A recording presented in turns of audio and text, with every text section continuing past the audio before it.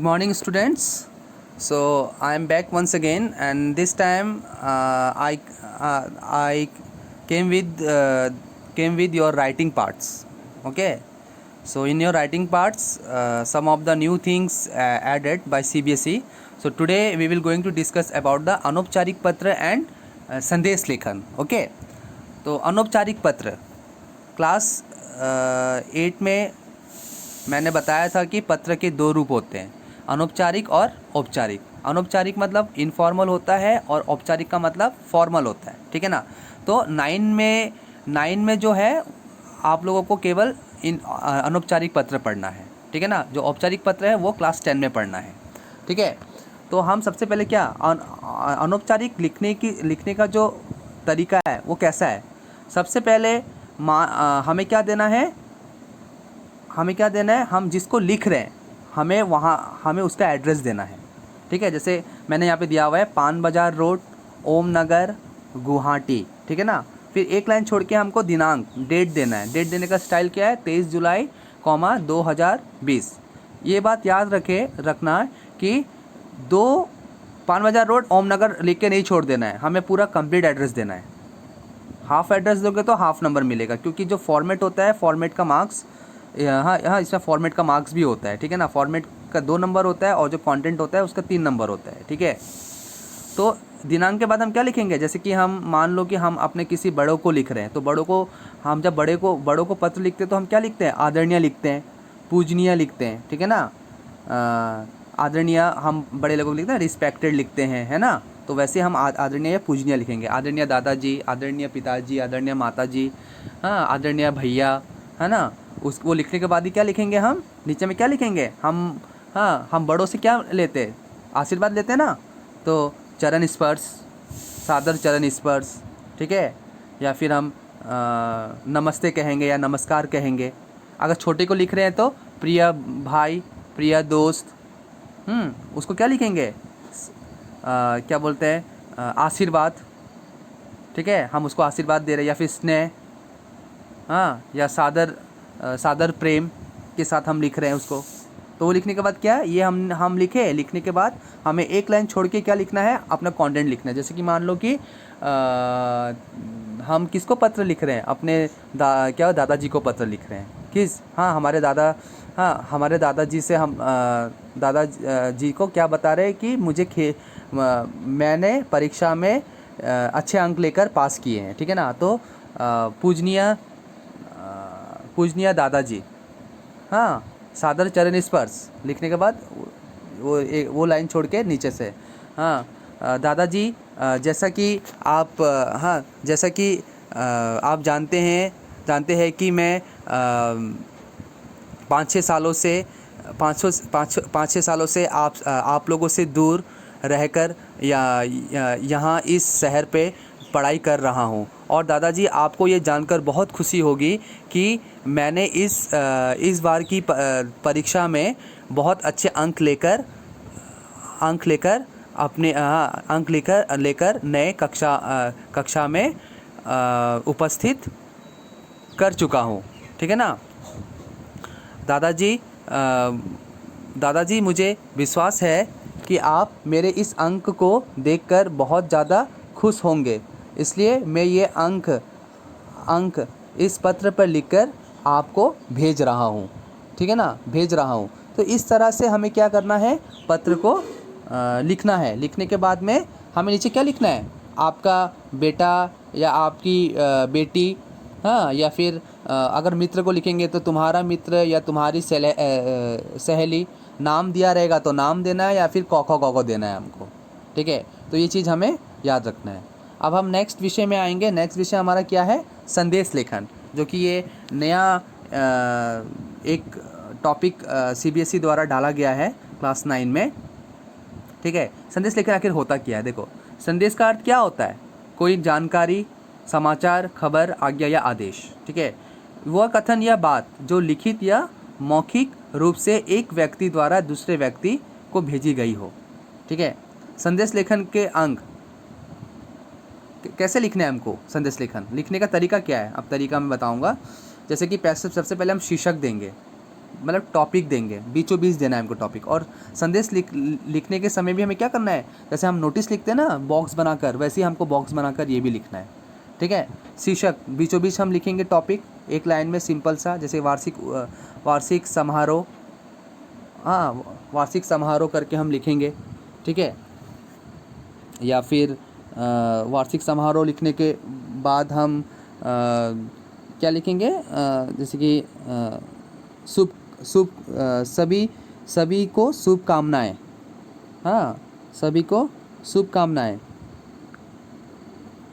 उसके बाद क्या है, दिनांक, दिनांक हमको कहाँ देना है, लेफ़्ट साइड में देना है हमको, दिनांक हमको कहाँ देना है, लेफ़्ट साइड में देना है, ठीक है। लेफ़्ट साइड में देने के बाद में हमें समय भी लिखना है, हम कितने बजे लिख रहे हैं संदेश, ठीक है। टाइम लिखना है हमको, ठीक है, जितना भाई 1 बजे 2 बजे, ठीक है ना, वो हमको टाइम लिखना है। अभिवादन, अभिवादन का मतलब हम वो किसको लिख रहे हैं, किसको लिख रहे हैं, ठीक है। और मुख्य भाग, जैसे मान लो मैंने इसमें क्या बताया, वो शीर्षक में हमने दे दिया गणतंत्र दिवस हेतु शुभकामनाएं संदेश, उसके नीचे में हम एक झंडा बना सकते हैं अच्छे से, हमारे भारत का फ्लैग, ठीक है। उसके बाद लेफ़्ट साइड में हम डेट देंगे जो भी है 23 ऑब्लिक या फिर 23 जुलाई 2020। समय देंगे कितना, सुबह 9 बजे या सुबह या दोपहर 3 बजे, ठीक है, इस तरह से। फिर हम कैसे इसको वो करेंगे, अभिवादन कैसे करेंगे, जैसे कि मान लो कि सभी देशवासियों को गणतंत्र दिवस की हार्दिक शुभकामनाएं, पूर्ण विराम, हाँ। उसके बाद जो जो मन में आते हैं वो हम लिख सकते हैं आराम से, ठीक है, कुछ नया सृजन कर सके। लिख सकते हैं। उसके बाद हम क्या बोलते हैं, जैसे कि मैंने अभी बताया कि सभी देशवासियों को गणतंत्र दिवस की शुभकामनाएं, ठीक है ना। उसके बाद क्या लिखेंगे, युवा भविष्य के निर्माता हैं, फिर कॉमा देंगे, इसलिए इस अवसर पर हमें अपने प्यारे भारत देश के लिए कुछ करने का संकल्प लेना चाहिए, कॉमा देंगे। आज हम सभी अपने जीवन के हर कदम पर ईमानदारी और गरीबों की सेवा का संकल्प लेते हैं। नीचे क्या लिखेंगे, अपना नाम लिख देंगे लेफ़्ट साइड में नीचे में एक लाइन छोड़कर, ठीक है। मैं फिर से बता रहा हूँ हम कैसे लिखेंगे, क्या बोलते हैं, गणतंत्र दिवस हेतु शुभकामनाएं संदेश, झंडा बना देंगे, फिर डेट देंगे हम लोग लेफ़्ट साइड में, फिर टाइम देंगे, सुबह है तो सुबह लिखेंगे, दोपहर है तो दोपहर लिखेंगे। फिर कैसे लिखेंगे, सभी देशवासियों को गणतंत्र दिवस की हार्दिक शुभकामनाएं, पूर्ण विराम, युवा भविष्य के निर्माता है, इसलिए इस अवसर पर हमें अपने प्यारे भारत देश के लिए कुछ करने का संकल्प लेना चाहिए। आज हम सभी अपने जीवन के हर कदम पर ईमानदारी और गरीबों की सेवा का संकल्प लेते हैं। तो ऐसा ये संदेश हो सकता है। फिर संदेश और एक तरह से होता है, जैसे मतलब कन्वर्सेशन में, जैसे कि मान लो कि मैं घर में नहीं हूँ और किसी स्टूडेंट ने मुझे फ़ोन किया है, हाँ मुझे फ़ोन किया है मैसेज देने के लिए कि हमारा जो स्कूल है वो 17 अगस्त को खुलने वाला है। तो किसी स्टूडेंट ने फ़ोन किया तो मेरे मम्मी ने फ़ोन उठाया, जैसे इंग्लिश में हम लोग करते हैं ना, इंग्लिश में मैसेज आता है, फ़ोन उठाया तो बोला हाँ कि बोलेगा कि नमस्ते, क्या मैं नायडू सर से बात कर सकता हूँ। तो मेरे मम्मी कहेगी माफ़ कीजिए आप कौन बोल रहे हैं, मतलब मैं उनका क्या बोलते हैं छात्र बोल रहा हूँ, मतलब मैं उसका स्टूडेंट बोल रहा हूँ, ठीक है ना। उसके बाद क्या बोलते हैं, मम्मी बोलेगी हाँ क्या बोलना है, आप मुझे बोल सकते हैं, बोल सकते हैं, क्योंकि आपके सर इस वक्त घर में नहीं है, वो किसी काम से बाहर गए हुए हैं। तो तुम क्या बोलोगे कि हाँ आप कृपया करके उन्हें ये बता दीजिए आने के बाद कि क्या बोलते हैं, हमारा जो विद्यालय है वो 17 अगस्त से खुलने वाला है, और हो सके तो जल्द से जल्द हमारे सर को आने के लिए बोलिए, ताकि हम अपनी पढ़ाई आगे आराम से मतलब हम अपनी पढ़ाई को मतलब अच्छे से करने के लिए सर की मदद ले सके, ठीक है ना। तो तुम बोलोगे धन्यवाद, ठीक है ना, नमस्ते, मेरी मम्मी बोलेगी धन्यवाद। तो मेरे मम्मी क्या होगी, मेरे मम्मी ये मैसेज मुझे देंगे, ठीक है ना, कि बेटा करके नहीं लिखेंगे, डायरेक्ट लिखेंगे कि आपके किसी आपके छात्र, कोई भी छात्र नाम ले लो, आपके छात्र राजेश ने आपको कॉल किया था और लेकिन आप घर में नहीं थे, तो उन्होंने कहा है कि इतने तारीख को स्कूल खुलने वाला है, इसलिए हो सके तो आप जल्द से जल्द अपने स्थान पर पहुंच जाए ताकि वो अपनी पढ़ाई को मतलब आगे की और अच्छी तरह से लेकर चलते रहे। तो इस तरह से ये हमारा क्या होगा, संदेश लेखन होगा।